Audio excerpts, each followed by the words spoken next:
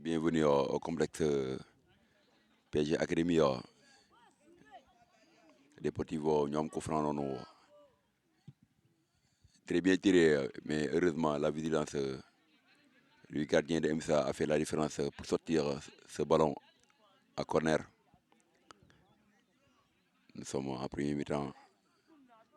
Deportivo qui a le monopole du cuir, mais non par l'intermédiaire du tireur qui a voulu faire le centre,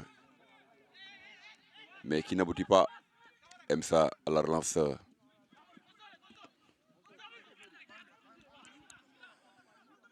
D'une manière sereine, ils vont essayer de sortir la balle, mais il y a une faute. Faute de main, faute de main.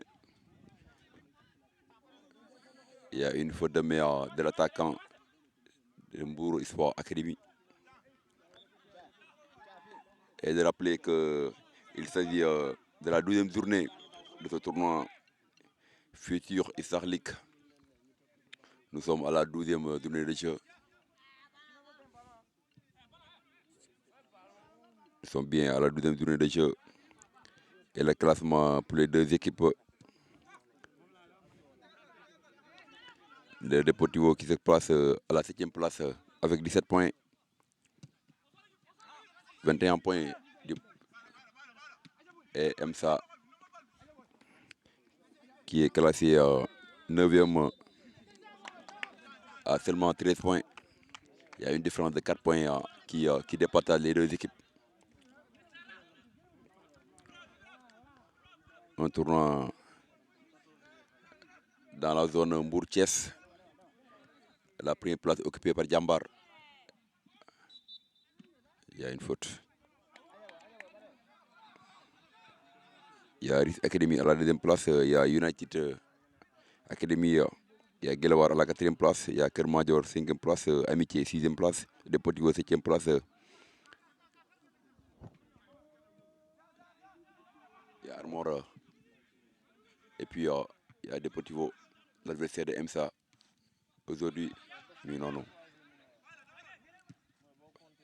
Ah, di wax ne il y a faute. Arbitre, il y a faute. Wow, sur Youpi, le défenseur ivoirien, le jeune ivoirien Youpi. Wow. Cheikh,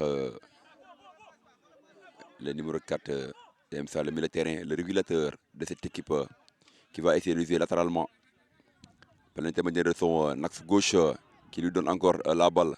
Cheikh qui joue devant. Arbitre qui est il y a une faute encore.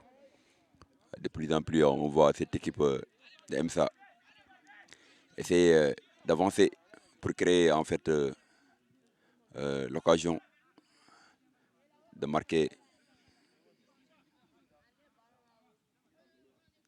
Cheikh, un joueur petit de talent. Et aussi le numéro 55 de cette équipe de MSA, le milieu de terrain aussi, très technique en dessous, le jeune en dessous.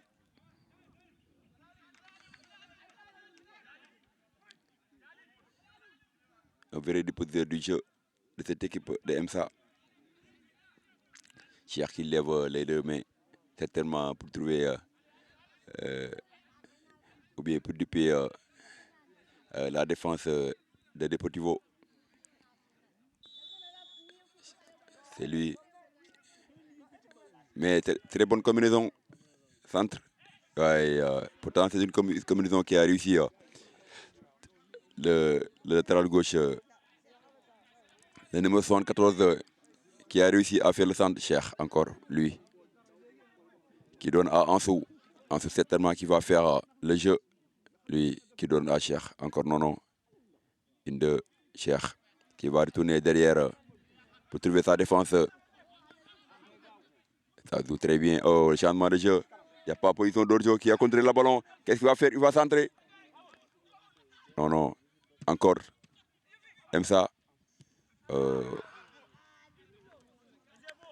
Deportivo. Arbitre. Youpi qui a fait la faute sur le capitaine d'une manière très autoritaire. Il a fait la faute. Youpi. il estime que l'arbitre, il n'y a rien. C'est juste, il a été plus costaud que son adversaire, le capitaine. De plus en plus, Emsa qui fait la loi dans ce match en s'appropriant du ballon. Ansou qui va écarter la balle, mais il y a faute. Il y a une faute.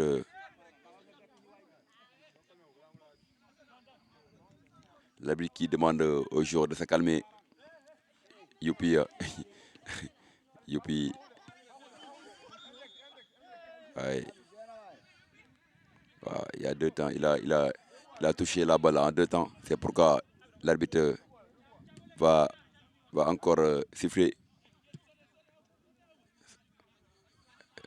une bonne occupation du terrain en dessous par les jeunes de MSA.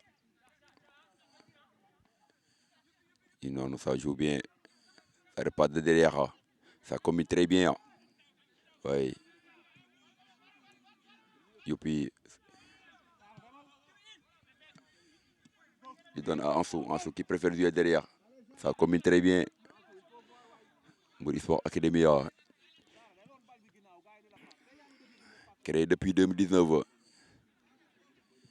Bientôt, qui va fêter ses 7 ans. Mais une académie réputée dans la formation de talent, mais aussi le volet éducatif qui tient un rôle très important, comme l'a rappelé le président Ibou Ndiorn, qui a fait une petite déviation pour trouver son attaquant, mais la défense met la balle en touche. Youpi.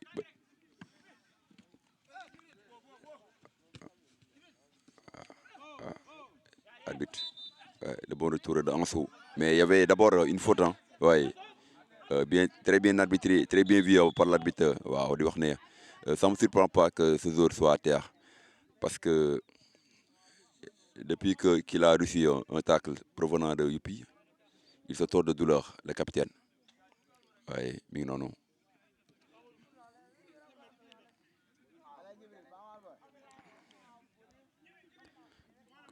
Comme je l'ai dit tout à l'heure, Mourdi Sport Academy, créé depuis 2019, mais qui a formé de grands talents.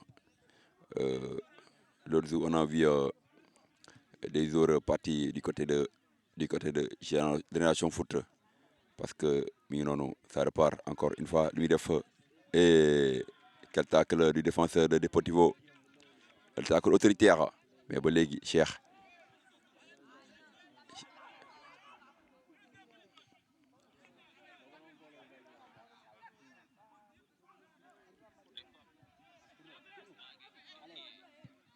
Vas-y, boy, vas-y. On marque. Sarah, Wow, il y avait le capitaine qui demandait la passe, mais il a voulu faire la passe en profondeur. Lui aussi, il est parti du côté de Jeff. Il y a une réelle collaboration entre les deux académies. N'oublions pas que le premier jour parti du côté de GF formé par MSA, c'est bien Sadio Mané. C'est lui qui l'a inspiré d'ailleurs, comme il l'a dit, comme il l'a rappelé lors de l'interview accordée à la chaîne RTV. Après aussi, il y a eu beaucoup de joueurs partis là-bas dans le cadre de leur collaboration. Il y a aussi la grande révélation Idriss Gueye, parti du côté de GF pour signer ensuite Metz. Et maintenant, il fait les beaux jours de l'UDND, sélectionné en équipe nationale.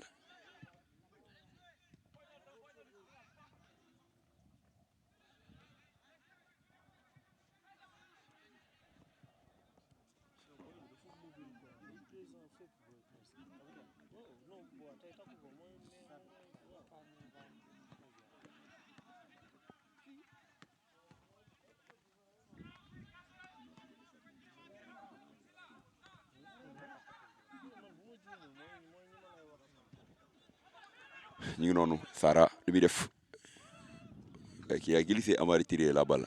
Ouais, il a glissé de talent sûr.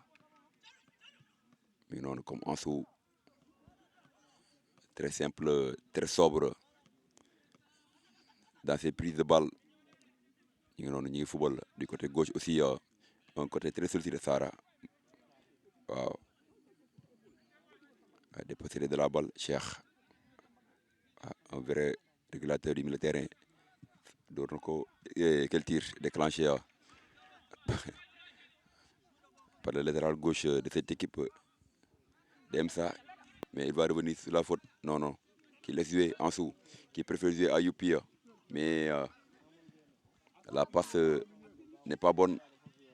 Non, non. Le capitaine Yaozo. Il y a bien une position d'Orzo. Youpi, certainement, qui va jouer rapidement pour trouver son attaquant. Qui fait faire la passe Ansu. Le contrôle impact. Il joue derrière. Comme à son habitude. Wow. Le latéral gauche de Emsa qui fait des merveilles sur son côté. Qui fait parler de sa puissance. Oh, Cheikh. Qui s'est précipité à faire la passe. La passe de Cheikh.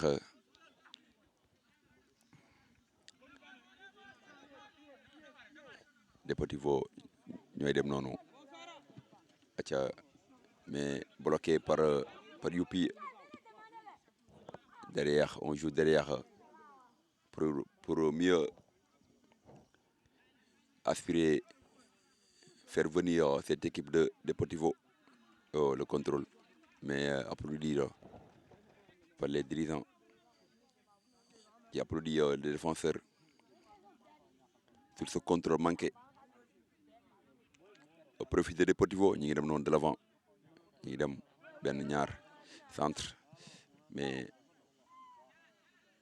ba léegi arbitre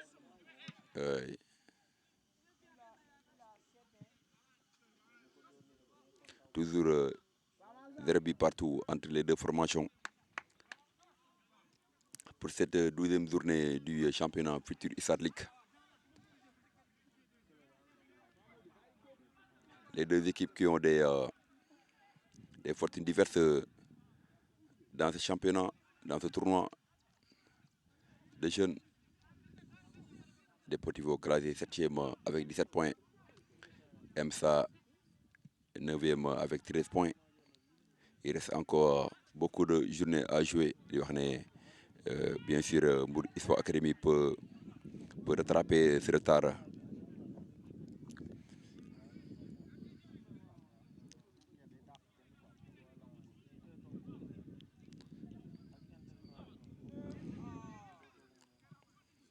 Il y a un beau climat, un climat doux. Waaw, ñu ngi noonu. Ouais, Deportivo aussi. Waaw.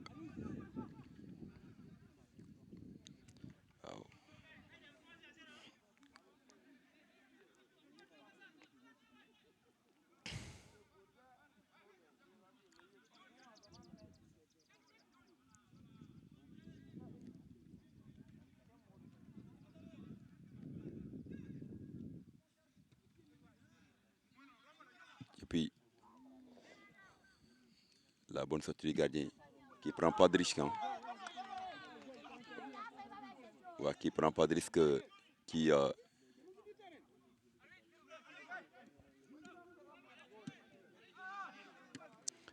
besoin de gagner pour mieux recoller au classement. Comme ça, c'est un tournoi dans cette poule de 10 équipes.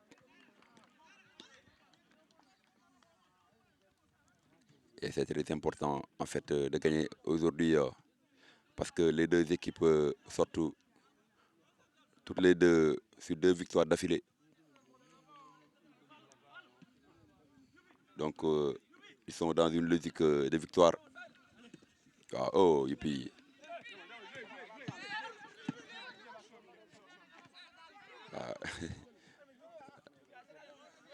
les sociétés de Youpi qui a perdu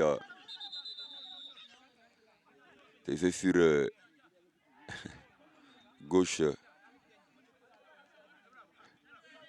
sur cette action. Yopi.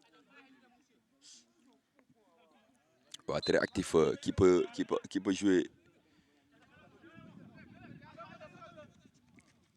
axe gauche, axe droit et la position de latéral droit.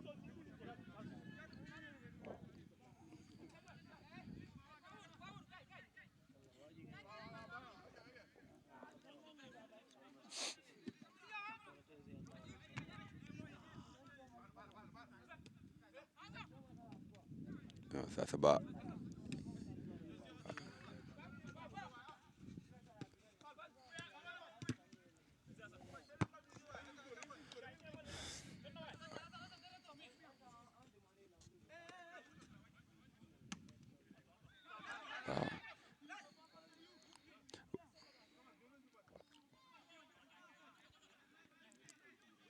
Malheureusement, les autres attaquants n'avaient pas suivi cette petite déviation de l'attaquant.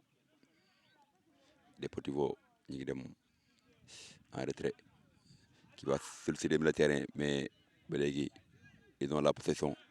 Mais Belégui, Cheikh, un bon tacle de Cheikh, qui a voulu jouer avec. Mais je me dis que toujours c'est dans la prestation qu'il veut marquer les jeunes de Mbour Sport Academy par l'intermédiaire de Cheikh.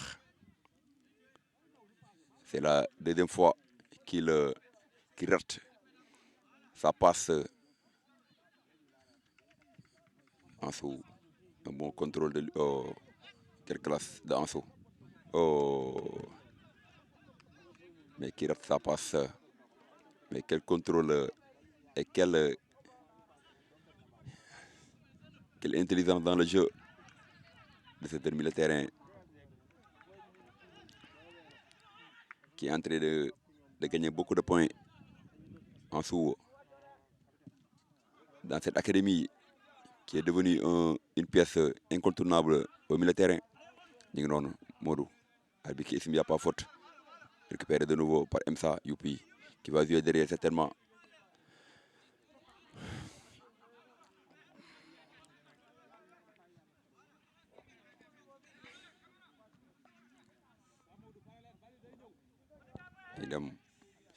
Wow.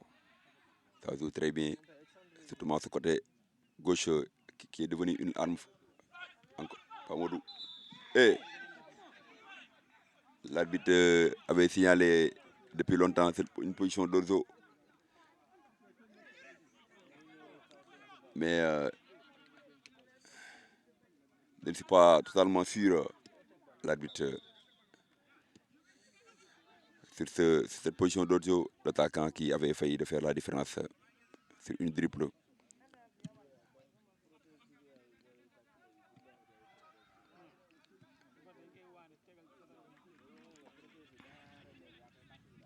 Il y a des Deportivo, mais quand il y avait 3 autres de MSA qui ont eu le dernier mot sur lui, attaquant cette balle qui termine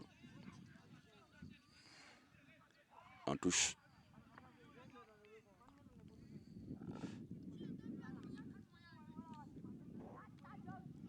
Malgré le soleil, il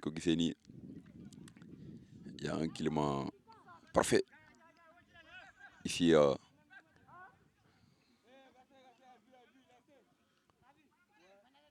PSG Academy pour cette 12e journée du championnat Star League. Non, ça joue très bien. Il cherche l'attaquant, le défenseur qui dégage contre le perdu, mais la lutte. Deportivo qui aura le dernier mot. Ansu qui fait le tacle. Il y a un retour d'Orzo. Deportivo.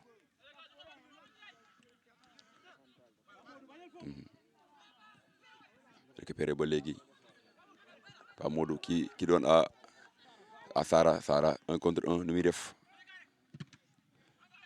qui a voulu faire la passe en direction de de l'excentré gauche, le numéro 73, ba léegi Ansu Youpi inde jox na ko Youpi, y a pas une position d'Ordio qui va faire ça le centre, mais ba léegi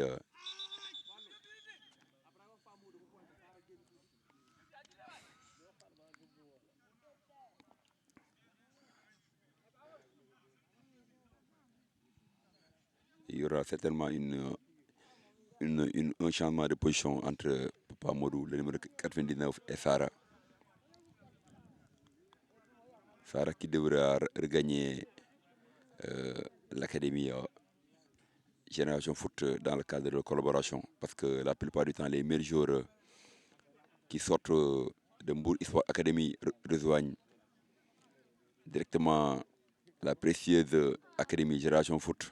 Génération Foot, une académie qu'on ne présente plus sur la scène internationale. À travers cette académie est sorti le meilleur joueur de tous les temps du Sénégal, Sadio Mané.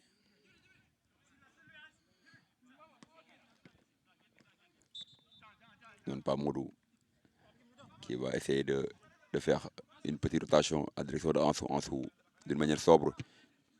Légui, Sarah, encore lui, Ansu, qui sent le jeu à direction de son capitaine. Yeah. Légui, Cheikh, qui donne encore le latéral gauche, qui va faire le gardien qui sort, mais hasardeuse. Légui, ñu ngi noonu Ansu.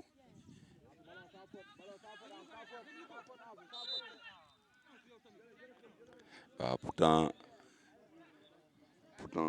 il pouvait empêcher cette faute sur le défenseur qui a voulu cette faute parce qu'il avait beaucoup de difficultés à faire le dégagement. Mais Ansu l'a simplifié cette faute. Et ba léegi MSA ñoo am li nga xam ne mooy le contrôle de la balle de cette première mi-temps. Mi ngi noonu jox na ko Pa Modou contrôle orienté Youpi qui sollicite Sarah un contre un lu muy def qui temporise le face à face jox na ko encore une deux qui va faire le centre Sarah. C'est le but. Oh, dommage pour cette occasion bien construite qui trouve l'attaquant de MSA, mais qui bute sur un très bon gardien de Deportivo. Mais c'était une occasion nette. Quelle occasion manquée. Encore le centre. Ansu. Oh, qui bute sur un défenseur qui met cette balle en corner.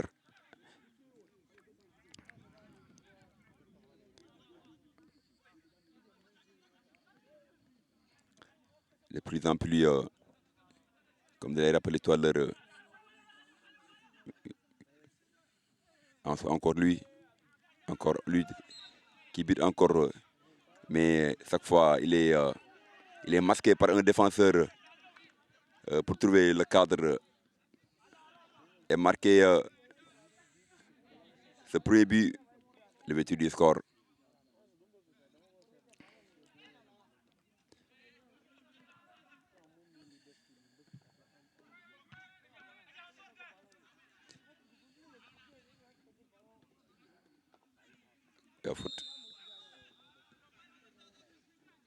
Faute contre Ansu. Ouais, c'est Ansu qui commet la faute. Il est un peu surpris. Hein.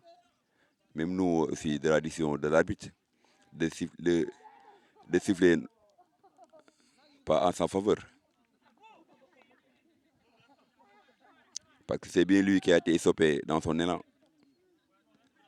de faire une petite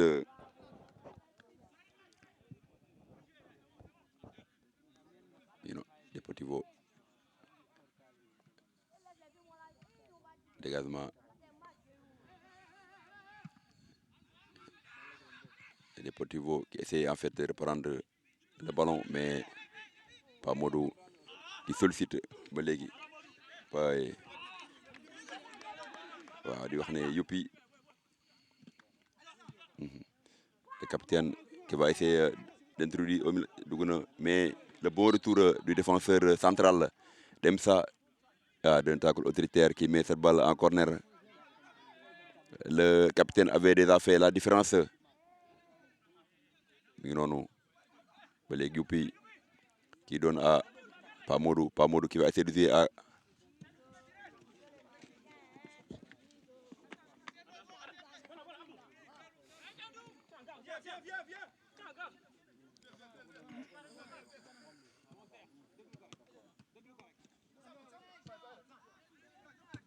mi ngi noonu Deportivo aussi tamit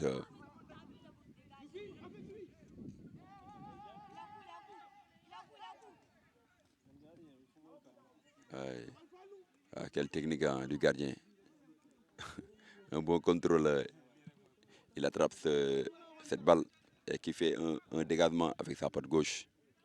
Mi ngi noonu un milieu clairvoyant de MSA.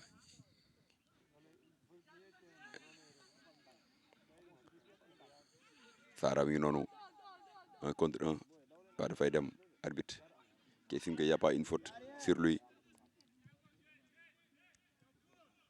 Cheikh, il est partout. Le régulateur dans toutes les catégories qu'il joue, c'est l'homme du milieu de terrain, Cheikh. Un jour que j'apprécie beaucoup parce qu'il a mi ngi noonu Sara day dóor il trouve arbitre y a faute arbitre y avait bien une faute sur lui mi ngi noonu Cheikh ba léegi MSA arbitre y a faute waa di wax ne la tension monte dans ce match âprement disputé entre les deux formations. Arbitre qui n'a pas tardé à siffler la fin de cette première mi-temps entre MSA vêtu en bleu et Deportivo en blanc, toujours 0-0 dans cette 12e journée de Futur Star League. À tout à l'heure. Deportivo en blanc et Mbour Sport Academy.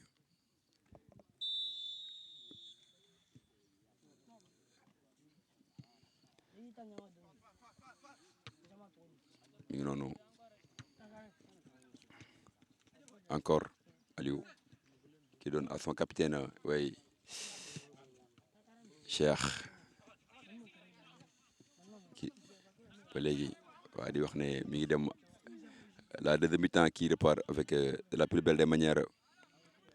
Encore MSA qui essaie de jouer de l'avant pour trouver mais heureusement il s'est relevé le défenseur de Deportivo. Youpi qui donne il y a une faute sifflée par l'arbitre de cette rencontre pour cette 12e journée du championnat du tournoi Star League de Thiès Mbour. Appelé que Deportivo classé 7e dans ce tournoi avec 17 points qui joue au Mbour Sport Academy mi ngi noonu très bon gardien sollicité très bon contrôle. Il va essayer de jouer avec Pa Modou qui va jouer avec le côté opposé mais la bonne vigilance du milieu de terrain.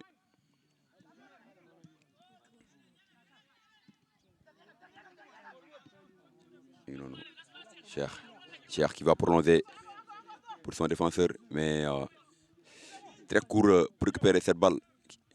Le jeu change de l'autre côté. Deportivo ñu ngi dem de l'avant 1 contre 1 Palma de Zambe qui va buter mais le gardien qui n'arrive pas a sauvé cette balle en corner. Les deux équipes à l'entame de cette deuxième mi-temps cherchent à marquer le premier but de ce match. Une chose qui ne semble pas être facile. Hein.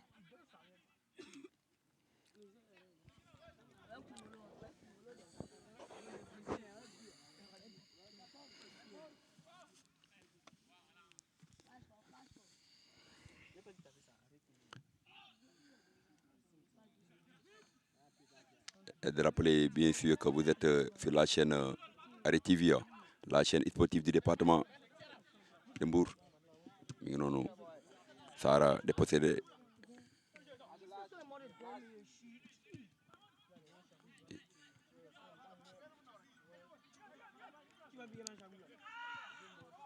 Ah, très bien joué. Ba léegi ñu ngi dem. La lutte elle est très âpre pour la conquête du ballon. Deportivo qui a eu le dernier mot. Ñu ngi dem 1 contre 1. Def na ko passe na ko. Il va faire le centre certainement pour trouver l'attaquant mais qui bute encore sur le gardien mais il y avait une position d'Orjo. Mais encore quelle action d'école de la part de Deportivo. Mais il y a une position d'Orjo signalée depuis longtemps avant que le ballon atterrisse sur le pied de l'attaquant. Sarah qui va essayer de jouer avec Cheikh. Il l'a trouvé. Cheikh arbitre qui a stoppé le jeu. Qui siffle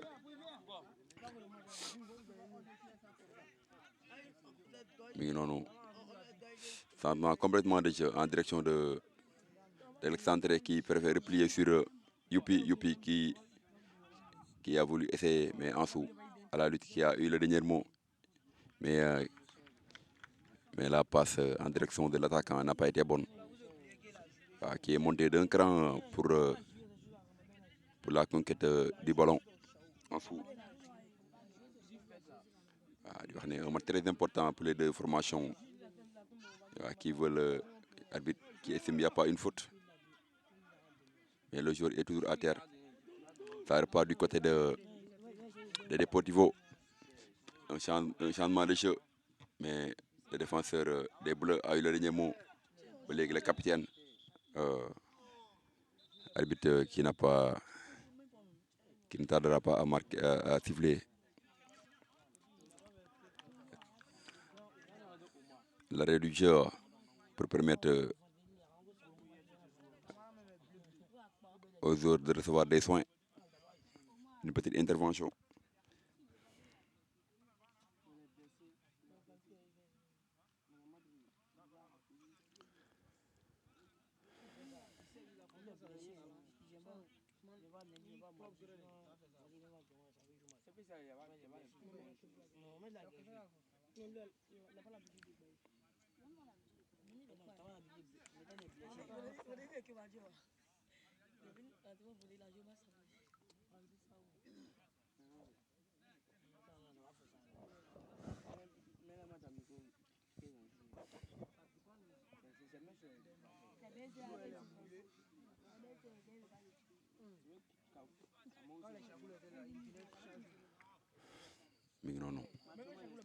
Les a repris.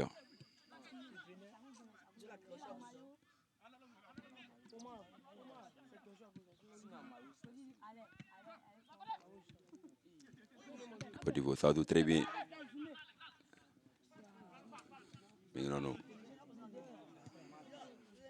Capi. Passe sur Sarah. Sarah, qu'est-ce qu'il va faire? Sarah qui fait la passe, mais qui n'arrive pas. Qui a voulu trouver son coéquipier, mais Cheikh à la lutte. Ouais, la bonne couverture du défenseur de MSA qui met la balle en touche.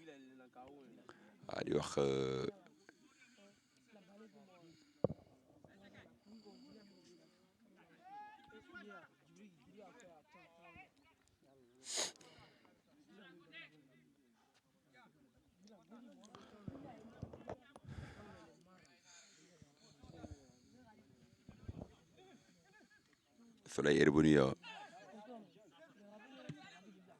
ba léegi dégagement.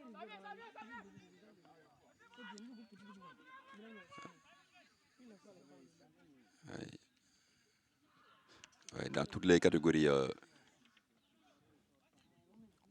on voit la présence des internationaux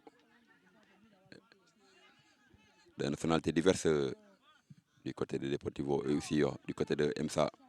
Mi ngi noonu Sara qui donne à Cheikh fait une feinte door na ko oh et ba léegi il bute sur un bon gardien de Deportivo. Ah, y a pas ouais là bi ki estime y a rien mais ba léegi ñu ngi dem.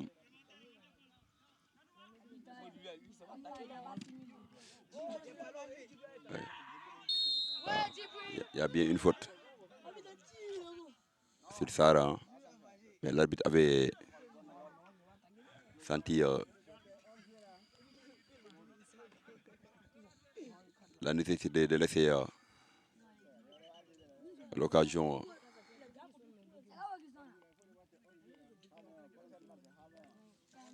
de terminer l'action.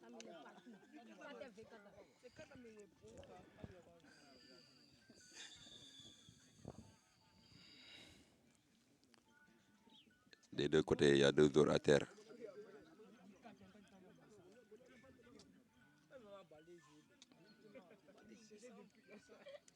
Mais pas encore d'intervention chez le joueur de Deportivo, contrairement au joueur de EMSA.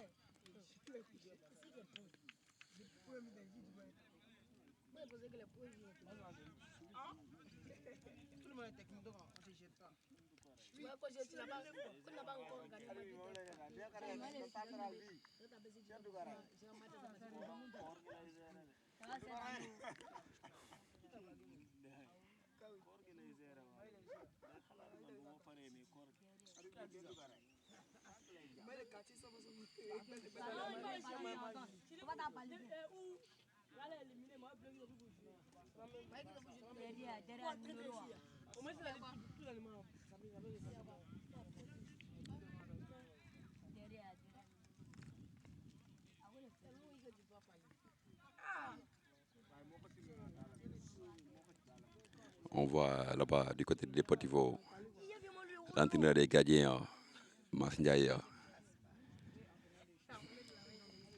un jeune frère qui est en train de faire du bon travail dans le métier de gardien de but. De rappeler qu'il a été un très bon gardien du côté de Grand-Bourg et aussi de Kermadior en catégorie jeune. Mais après, il est parti en voyage et de son retour, il est en train en fait de se former dans ce métier qu'il connaît très bien, Mass Ndiaye, petit frère à Lele Ndiaye, qui vit actuellement du côté du Canada. Un très bon coup franc pour EMSA. On est en train en fait de jouer un match technique, tactique.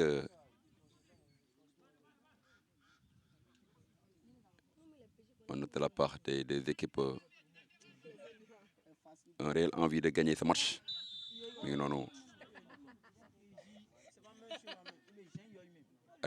Et un très bon coup franc du capitaine de Mbour Espoir Academy qui ouvre le score sur ce coup franc magnifique, magnifiquement tiré. Ouais.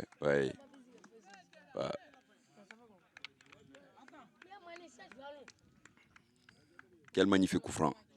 Quel coup franc de Mbour Espoir Academy, tellement mérité, mais intervenu par l'intermédiaire du génie militaire de Mbour Espoir Academy. Mais non, le numéro 22, un changement qui se prépare du côté de Deportivo.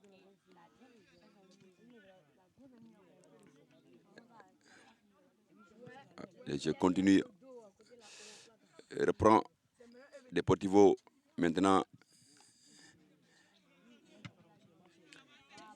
qui va chercher Sara Balegi, le contrôle bon de Sara, le changement de jeu en direction de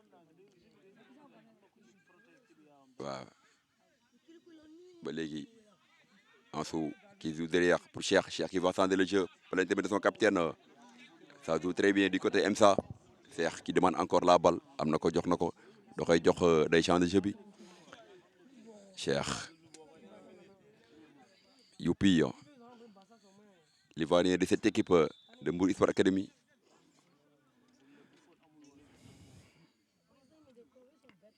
Coup franc pour MSA.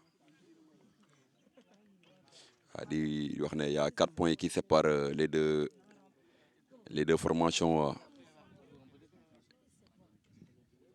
En cas de victoire de Mbour Sport Academy, il reviendra sur son adversaire du jour à 1 point.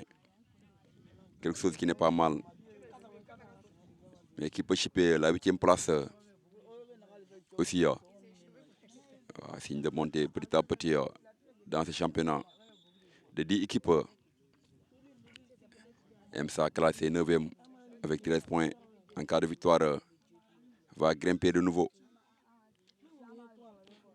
Et aussi qui a rendez-vous demain dans le championnat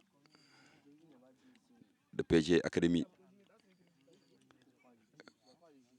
En catégorie U17 contre Kermajor et en catégorie U19 aussi contre Kermajor. De rendez-vous à ne pas rater sur RTV. Un coup franc excentré.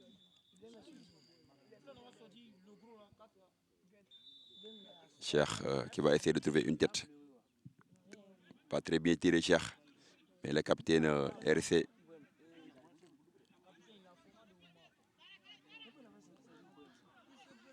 Ouais.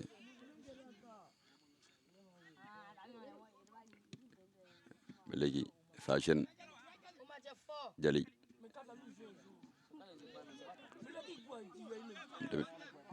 Cheikh qui va faire la faute. Par un excès d'engagement de Cheikh.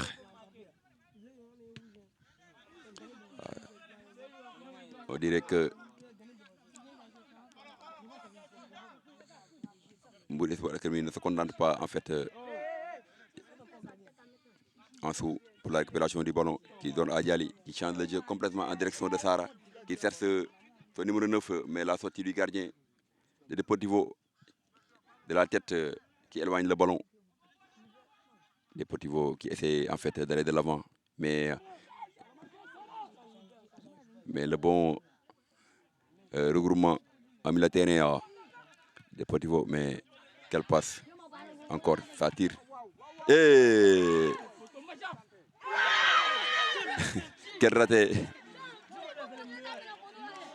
Le gardien de Mbour Sport Academy qui avait fini de faire la différence, mais quel manqué de l'attaquant, pourtant qui avait fait une déviation dès le départ. Mais aussi quelle sortie du gardien de Mbour Sport Academy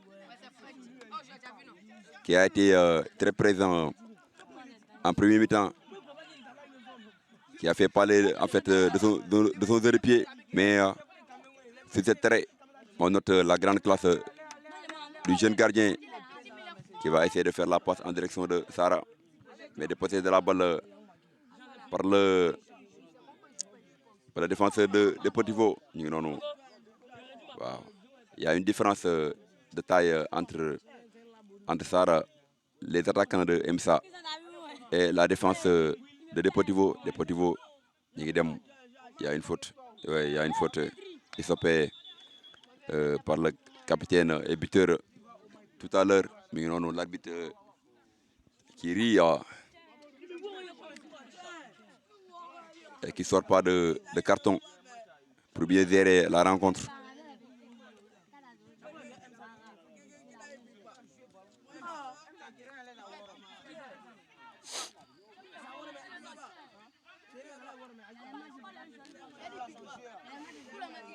Vous avez commenté match, vous avez pris.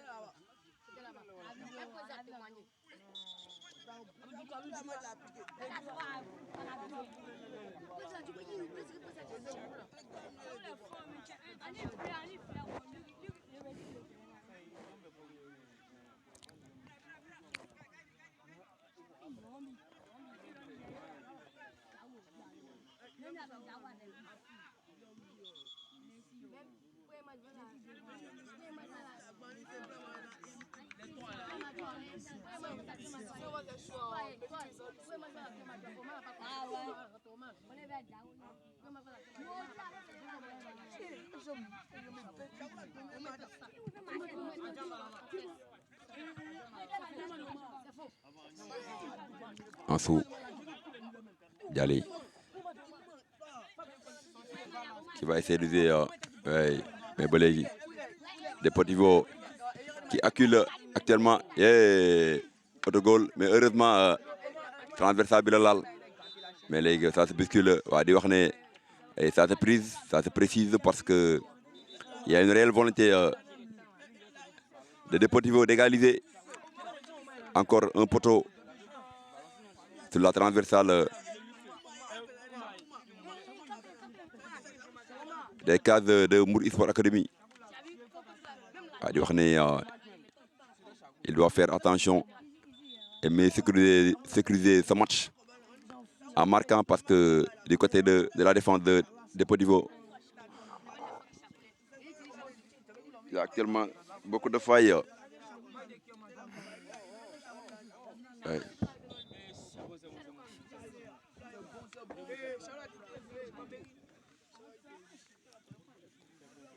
Ça repart waa di wax ne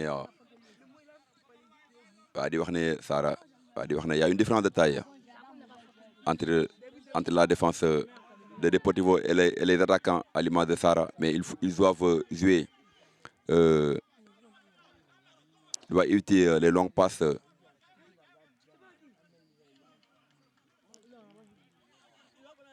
chercher les pieds mais non et puis empêcher de dégager.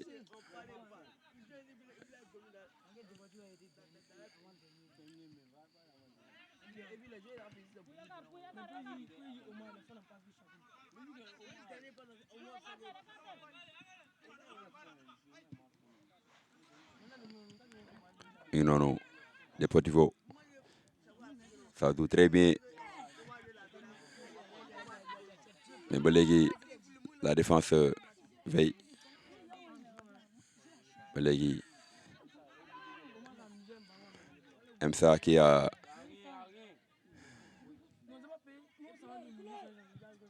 et non Sara accule ba léegi.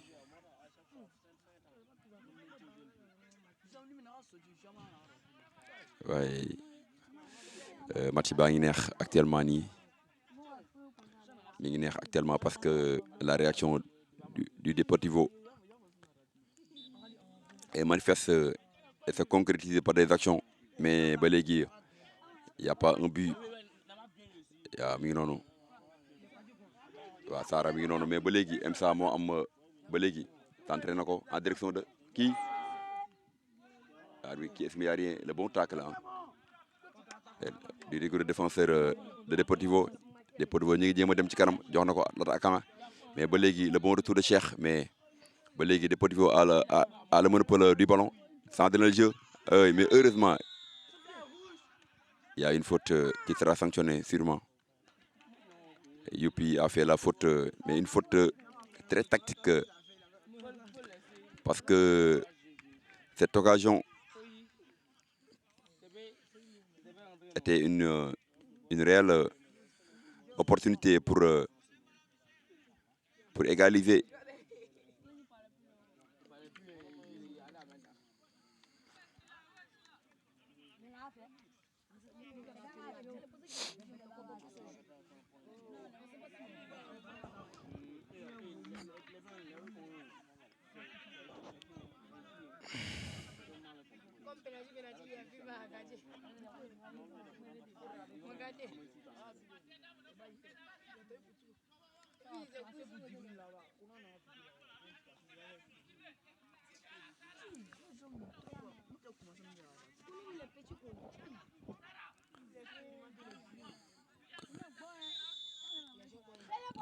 On va regarder avec intérêt ce coup franc. Voilà.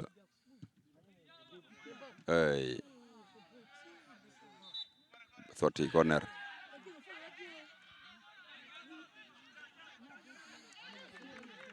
Il a failli imiter son adversaire pour tromper la vigilance du gardien, mais depuis le début du match, il y a une réelle concentration du gardien de MSA. À la Rémoise. Wow, très bien tiré. Il y a beaucoup de têtes, mais encore. Une ratée. Quel raté.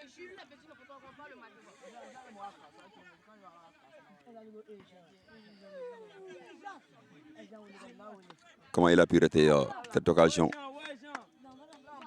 C'est bien Jean, l'attaquant de Deportivo, qui rate encore consécutivement deux belles actions.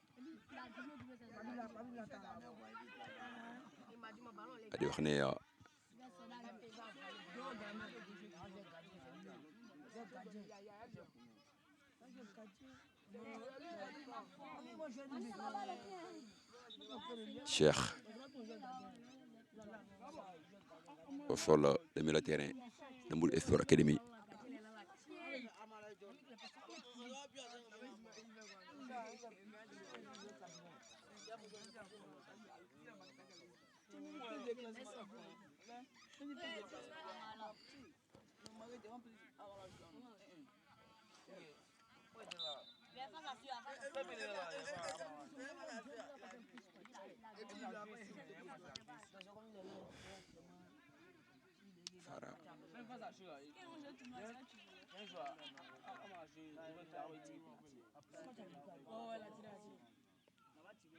Faute sur Youpi.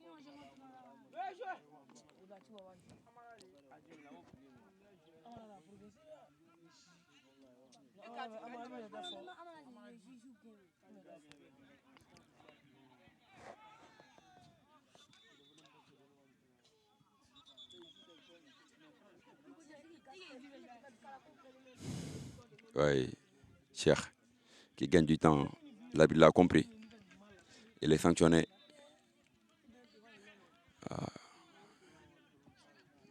Mais non. Les joueurs de Mbour Sport Academy à l'échauffement. Cheikh n'a pas très bien tiré ce coup franc. Mais encore deuxième but. Oui, c'est 2 jours. C'est bien Sarah qui marque. Il a complètement loupé son dégagement, le défenseur de Deportivo, qui profite au MSA de faire le break dans ce match. Pourtant acculé, dominé par Deportivo, mais sur ce coup franc, pourtant pas bien exécuté par Cheikh. Avec cette loupée de défenseur de Deportivo, l'attaquant en profite pour marquer le deuxième but. Oui, qui un but très important parce qu'il arrive dans un moment où Deportivo accule Mbour Sport Academy. Wow, c'est bien Sarah qui marque ce deuxième but, qui fait le break, peut-être synonyme de victoire dans ce match. Deportivo aura beaucoup de mal à revenir. Peut-être le moral sera atteint, mais je ne pense pas, parce qu'ils ont une volonté réelle. Il y a un coup, le défenseur a subi un coup, mais qui s'est relevé. Il s'est relevé. Le break est fait en ce moment. On voit l'équipe remplaçante à l'échauffement. sous la direction de Iboulaye waaw mi ngi noonu di wax ne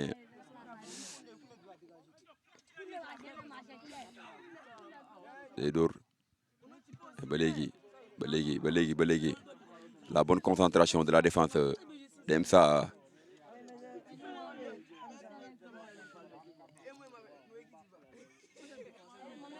qui font leur travail. Les deux défenseurs axiaux de cette équipe, avec un gardien très présent, une bonne lecture du jeu. Les Dor, la passe, mais le capitaine, qui va être réalisé avec le nouvel entrant, Yobuna Ahmed 1 contre 1. Yobunako, mais il y a une différence de gabarit entre les deux. Il n'y a pas faute. Wow. Sarah Dougouna, il temporise, il fait un rétropasse en direction du nouvel entrant, Ahmed, qui donne à Cheikh. Cheikh qui fait la passe côté opposé. Oui, mais il y a la balle est sortie en corner. MSA ne se contente pas de ces 2 buts marqués, mais il faut en fait coûte refaire sa différence de but dans ce championnat. Non. Ahmed qui court.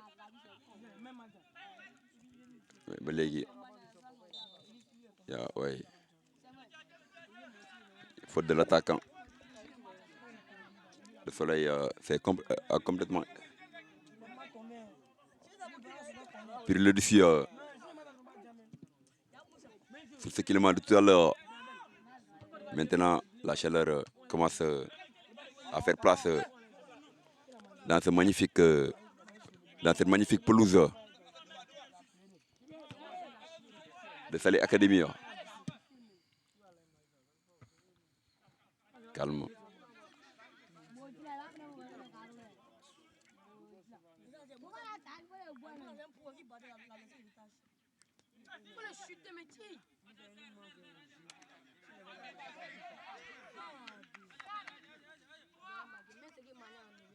Ouais. Drop. Il est fort. Hein? Ouais. Le capitaine. Wow. Il chante le jeu, mais malheureusement en direction de. Mais il stoppé. Abdou. Faute.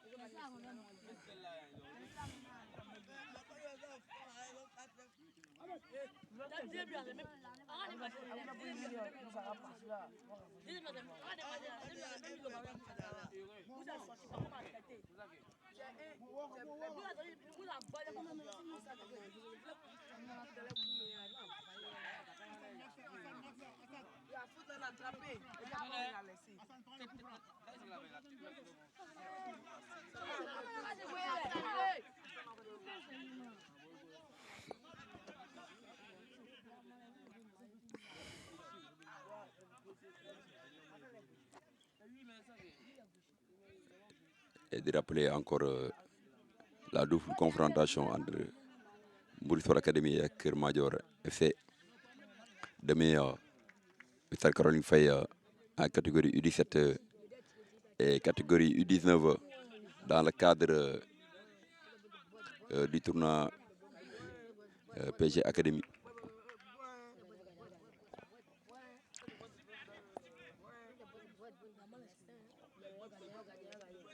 De la direction du jeune frère Madiagne Dien.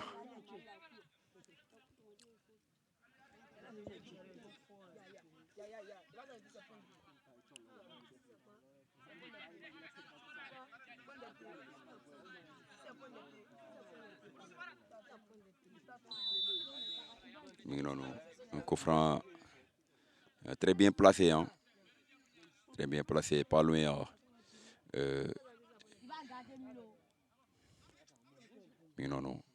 En force qui bute sur le barrage Deportivo mais la bonne sortie du gardien de Mbourissor Academy qui va faire la relance en direction de Ahmed.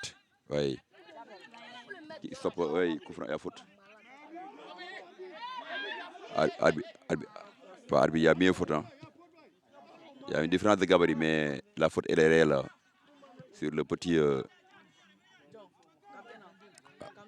ba léegi waaw bon contrôle de l'excentré qui fixe le défenseur mais stoppé ba léegi et yuppi ouais, sanctionnable hein, cette faute.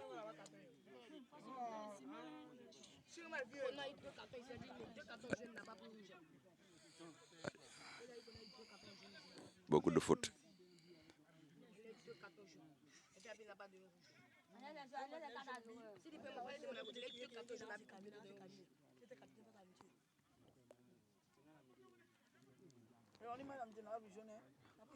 Un match très important pour les deux formations qui ont enchaîné 2 victoires d'affilée. Mais aujourd'hui, l'envie de gagner ce match est plus perçue du côté de Mbour Sport Academy, qui, sur 2 actions, a fait le break pour mener 2-0.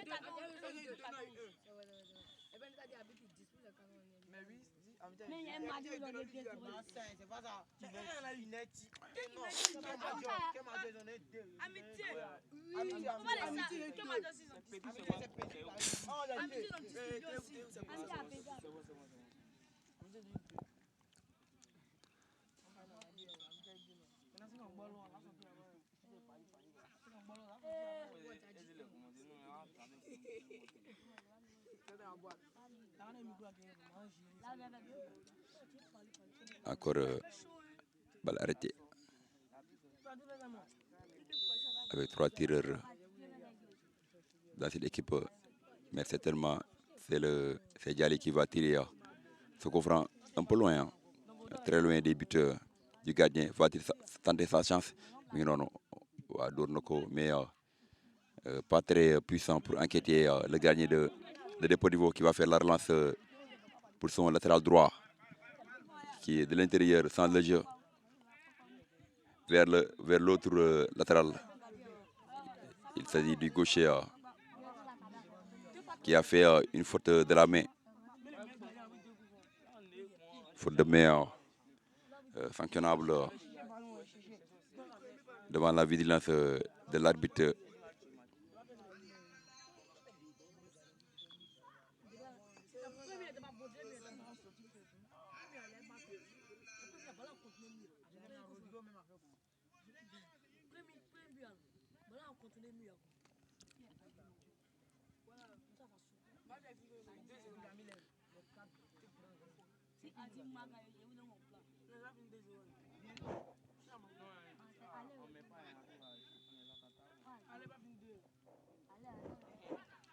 Biscuit. Mais pas cadré. Très osé.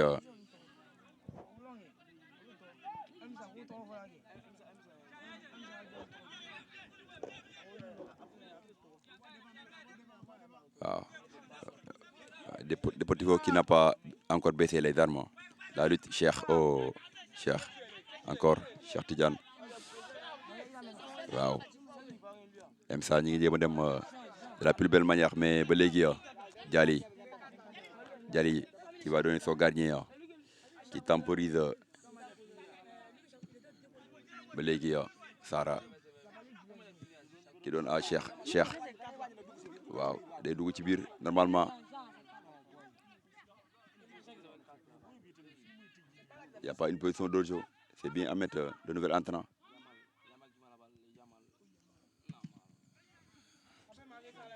Très mal fait hein, de la part MSA. Parce que Cheikh y avait un contre 1, mais il n'a pas voulu aller à Diali qui récupère encore la balle. Belek MSA qui accule cette équipe de Deportivo qui va en finir coûte que coûte en marquant sa 3e but.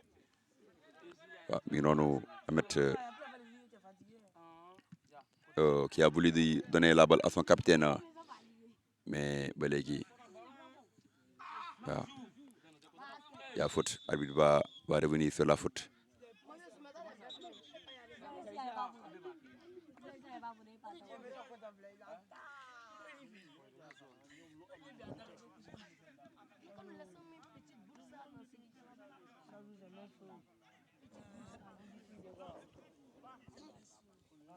Ahmed aussi très virevoltant. Elia, le numéro 90, mais dans ce match,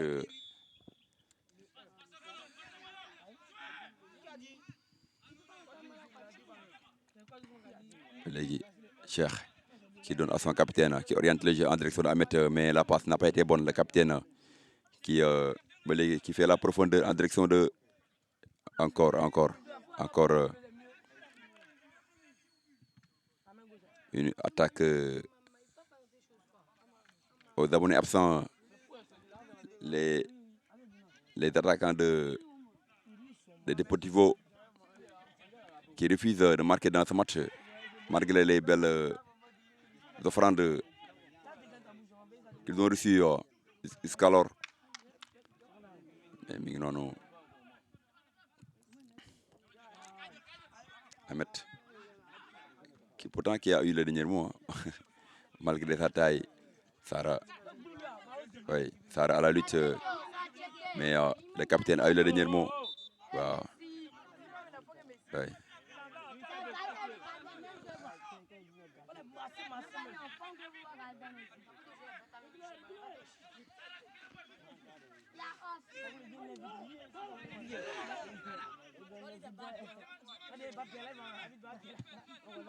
Très bien tiré, hein? Mais sorti par la défense de Mood Espoir Academy en contre. L'autre côté, il a trouvé Sarah, un contre un. Une belle occasion pour Sarah de marquer le troisième but. Sarah qui a voulu d'un tir croisé, mais ce tir n'est pas cadré, mais il pouvait en fait chercher une dribble parce que à 2-0, il pouvait en fait se permettre de se défier en trompant son vis-à-vis par une feinte, une dribble pour battre le gardien.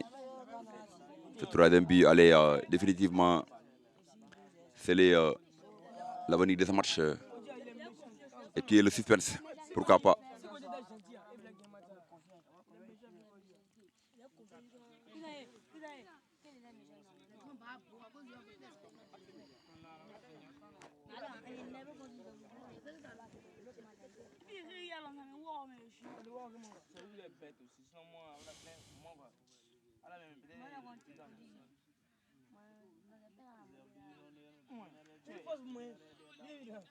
Moi, c'est pas.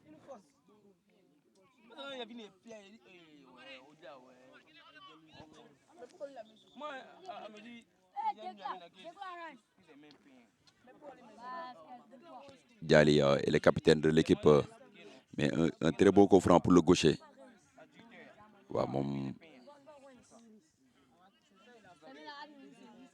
Diali avec sa patte gauche qui peut créer des dégâts. On dirait que Diali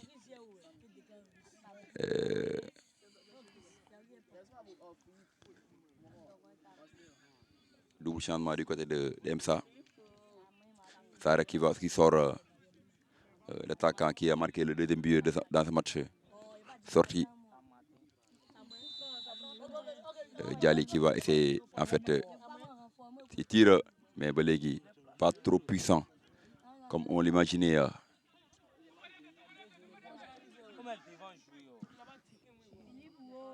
Encore. Non, Cheikh.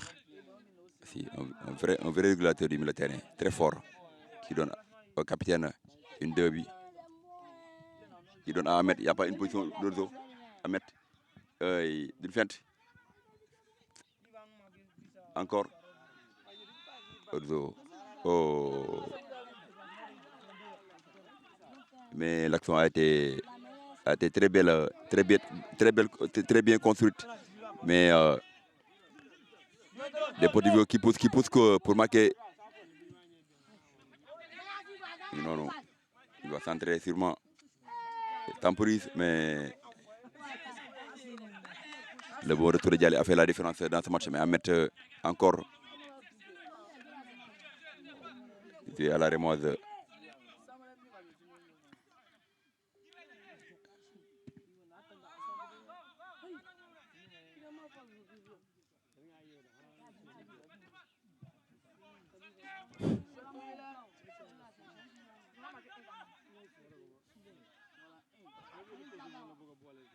Oui, il y a faute. Oui.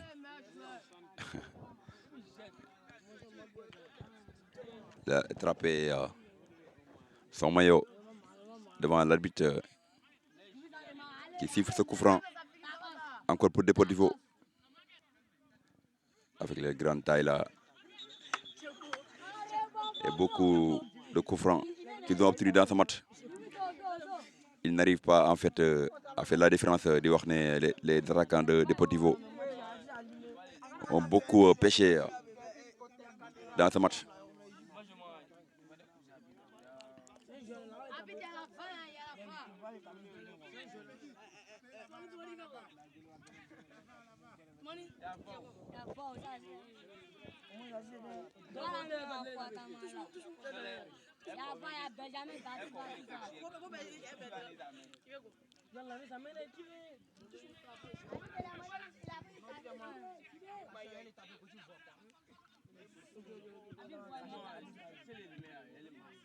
Non, non. C'est le forcing. Hein. Deportivo, le centre. Mais bon, les gars, c'est révélateur ce qui se passe ce matin. Deportivo, il y a beaucoup de sentiers dans ce secteur. Très présent, mais ils ne concrétisent pas les multiples occasions.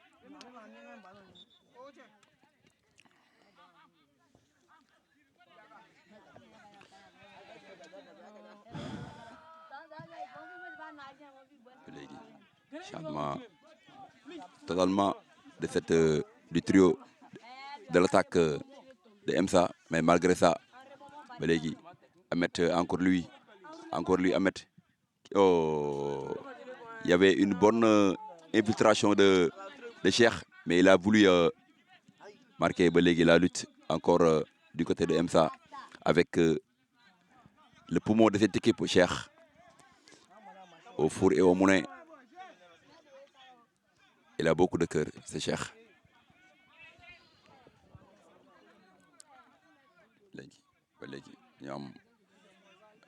Il dégage en direction du nouvel entrant, mais Cheikh aussi qui accule l'autre militaire de Deportivo.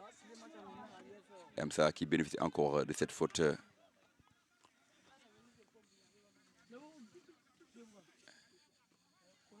Et rappelez demain que vous aurez aussi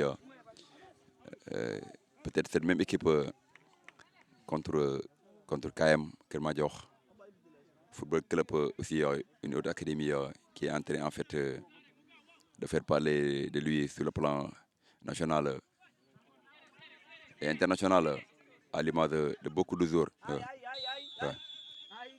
À l'image de beaucoup de jours transférés ces dernières années.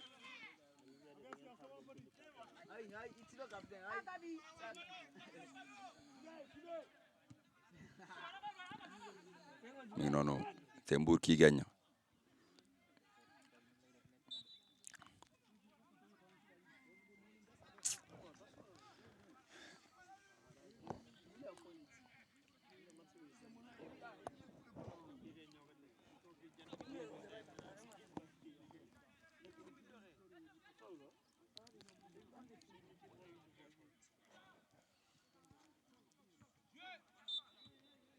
C'est la fin de ce match 2-0 pour Mbour Esport Academy. Koufran nañ dugalee li nga xam ne mooy par l'intermédiaire du capitaine, c'est Sara qui va doubler le score 2-0. Un match très plaisant dans l'ensemble, une bonne réaction en fait de cette équipe de Deportivo avec de bons joueurs très techniques, mais face à cette envie aujourd'hui de Mbour Sport Academy de gagner ce match et de recoller au classement a fait la différence dans ce match. C'était c'était lors de la 12e journée de ce championnat futur Issar League. Di wax ne avec cette magnifique victoire sûrement MSA va grimper au classement pour occuper peut-être la 8e place. waaw mu doon loo xam ne c'est très important. Il reste encore beaucoup de journées. Il reste encore 6 journées pour MSA. Peut-être on va s'offrir les règlements qu'il faut respecter tous les deux. Et c'est reparti. C'est le capitaine de Deportivo qui va en fait débuter. Lui, avec sa technique et sa classe, n'aura pas tellement problème pour tromper la vigilance du gardien. Mais attention, ce gardien, le match qu'il a délivré ce matin, il tire. Mais ouais. Ça ne surprend personne. Ouais, il est très fort. Il est très fort. Il est très présent.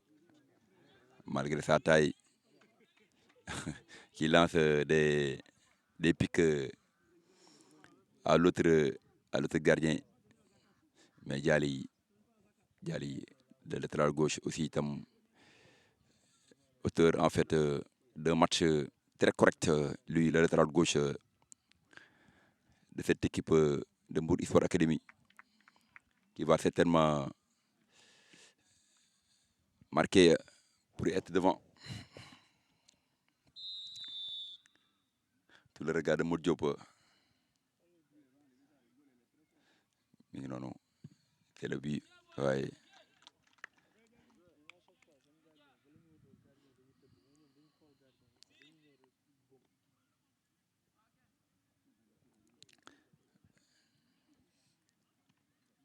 Comme on a vu dans ce match, Mbour Sport Academy très motivé pour remporter ce match sur le terrain et aussi dans cette épreuve.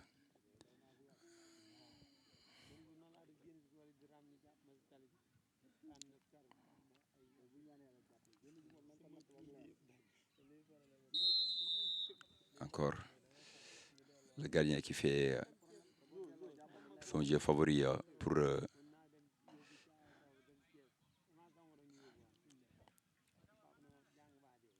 prendre Belégui. Encore un penalty raté pour Deportivo. C'est Cheikh le poumon de cette équipe, le régulateur au milieu de terrain, qui va certainement marquer encore ce penalty. Pourquoi pas lui, qui a beaucoup couru dans ce match comme à son habitude.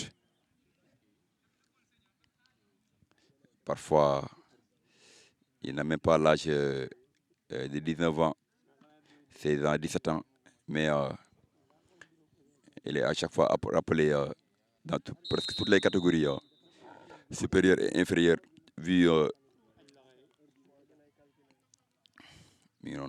Cheikh, qui fixe le gardien très concentré, qui se lance. Cheikh, qui tire. Oh! Malheureusement pour lui, il rate ce penalty, Cheikh, qu'on peut considérer dans ce match comme le meilleur sur le terrain aujourd'hui, mais qui rate, qui bute sur le gardien de Deportivo.